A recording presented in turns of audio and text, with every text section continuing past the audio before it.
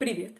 Тема инатизм или врожденные идеи. Инатизм или врожденные идеи– это представления и знания, которые не могут быть приобретены. В общем, инатизм– это философская и эпистемологическая доктрина о том, что разум зарождается с идеями, представлениями, знаниями и верованиями. Следовательно, разум не является чистым листом при рождении, что противоречит взглядам сторонников эмпиризма, в особенности таким, как Джон Лок. Он оспаривал врожденные идеи. Инатизм утверждает, что не все знания исходят из опыта и органов чувств. Платон и Рене Декарт были выдающимися философами в развитии инатизма. Оба философа подчеркивали, что опыт является ключом к раскрытию знания, но не источником самого знания. По сути, никакое знание не извлекается исключительно из опыта. На сегодняшний день существует доказательство того, что существуют врожденные идеи, и над этим работают нейробиологи.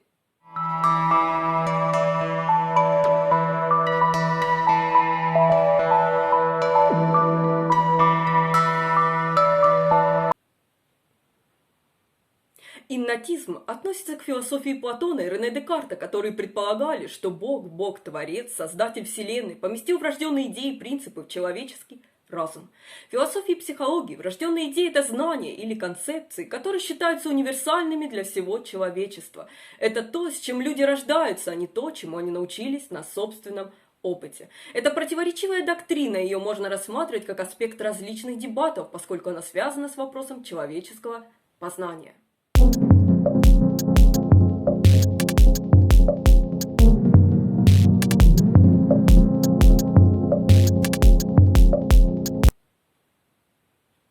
Хотя отдельные люди различаются во многих отношениях, культурно, лингвистически и так далее, врожденные идеи одинаковы для всех и везде. Например, философ Рене Декарт выдвинул теорию о том, что знание Бога присуще каждому человеку. Рене Декарт и Платон были рационалистами.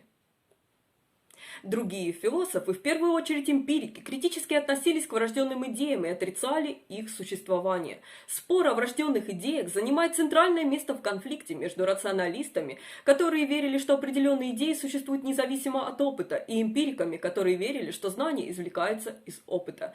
Многие полагают, что философ Иммануил Кант синтезировал все это в своей философской мысли.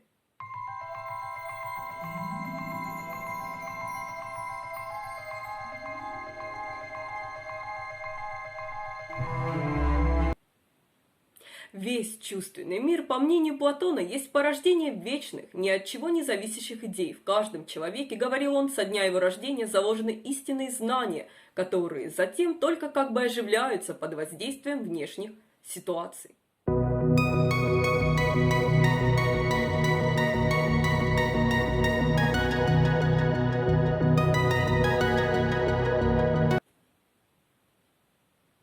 Декарт сравнивал врожденные знания с врожденной болезнью. По мнению Декарта, врожденные убеждения, идеи и знания требуют, чтобы был вызван опыт, иначе они могут никогда не быть выражены.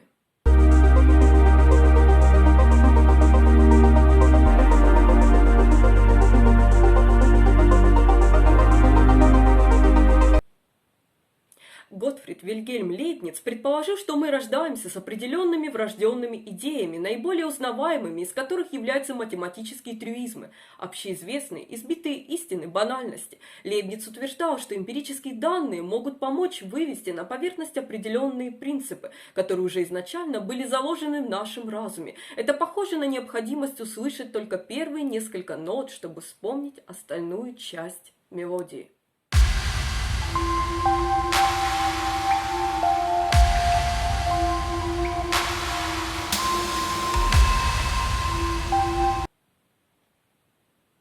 Главным антагонистом концепции врожденных идей является Джон Лок. Лок утверждал, что разум фактически лишен всех знаний или идей при рождении. Это чистый лист, чистая доска. В общем, для Лока все наши знания основаны на чувственном опыте.